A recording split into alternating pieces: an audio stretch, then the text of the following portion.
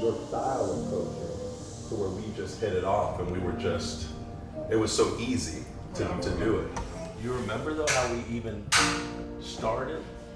When we first met? Yeah. I'm sure it was in the weight room.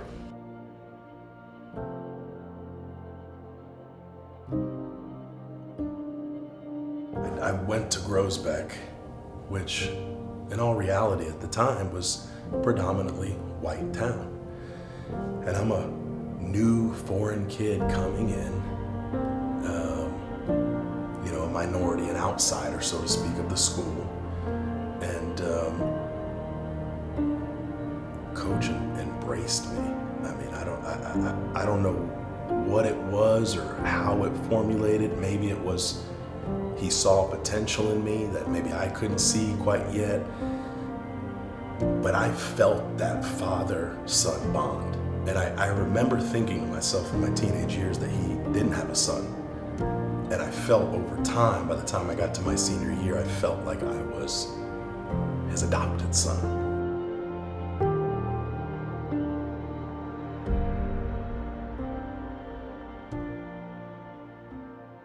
Something people have always asked me about is, like, what was the greatest game I ever played in, or the greatest moments I ever had as a football player? And as I reflect back and think, there was only one game that can even compare or come close, and that was the China Springs game. China Springs was a great game for us. Yeah. Our game of the week, and yes, they are in different districts, but it has kind of a district game feel to it. Whenever Groesbeck and China Spring meet up, both are on opposite sides of Waco, but both have a coach that shares a passion for football. China Springs is just throwing the ball all over the place. And that really wasn't our game. Our game was smash mouth. We'd take anybody on that tried to run against us, but Okay. them throwing the ball against us. So that was before we were going into the match. You guys knew they were a throwing yes, team. Yes, they were Okay. undefeated. They were undefeated. They're undefeated, and they're putting 50, 60 points on Oh, everybody no. they're playing. I didn't remember this piece. Yeah, They were let bad me- to the bone. Let me remind you. Yes, it was.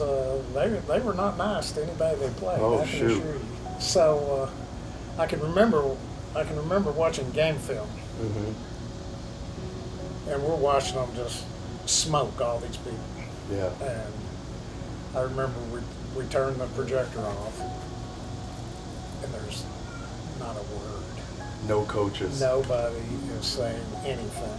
I remember as kids, we would play sports, and he always wanted to wake up early in the morning and go out and shoot 100 baskets of basketball or whatever it was. He was always trying to get the edge. Describe to me in 3 words. Gave 110% in everything he did. Everything. So he was like the top student in 7th grade that year in the classroom, and he was also the top student in athletics. Whatever he did, he was the top. And he was just an exceptional kid. When first day that he came in, you knew it. You knew that Tony was exceptional.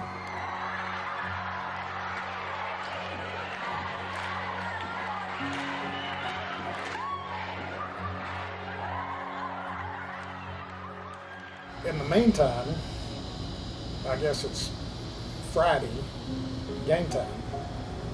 The Thursday before, I get a call. Your dad is not doing well. He's basically on his deathbed. Yeah. And so I go up there Friday. And Friday, I'm just... On game day. This is game day. This is game day. And You go so up to see your I dad. am being pulled now. Okay. Where do my loyalties lie? Of course my loyalties lie with my dad. Yeah. But my loyalties also lie with a bunch of kids that are depending on me to be there that night. Yeah. Well, my dad, and I mean, this guy, every breath he's taking, he's struggling. Yeah. And he is fighting every breath that he takes. And my dad, he would have been a great coach. He coached summer league and things like that. And he loved the profession that me and my brother were both in. Yeah. And I had no doubt where he wanted me. He wanted me with my kids. And so I left and went and coached that game. You might ask, well, how do you know all the details? Well, you know good and well that when something traumatic happens in your life, that you remember that. You know, like, I can't remember what I had for lunch yesterday. Yeah. But if something traumatic would have happened yesterday, Yeah. my memory would have been a lot more in tune. And for this game, my memory is pretty sharp of everything that happened in this game. Yeah. So anyway, it gets to be game time. And we're down. We go in at halftime, we're down 14-0. 14-0. Yeah, 14-0. Wow. And, well, you might ask, well, what was the problem? Were you calling wrong or whatever? We just weren't getting it done. We'd call the blitz. The blitz wasn't happening. We weren't getting the formations changed. I was struggling a little bit.